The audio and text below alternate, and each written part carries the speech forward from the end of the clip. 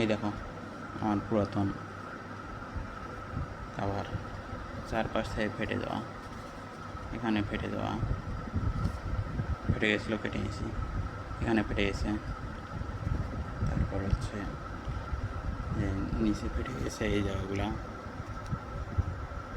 তারপর এই সাইডগুলো ফেটে গেছে,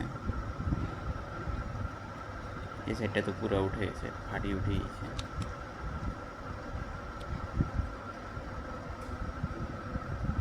তো এইটা চেঞ্জ করে এইটা নিলাম, গ্লাসের, বেশি দিন টিকবে না, তারপরেও ভালো লাগলো দেখে নিলাম।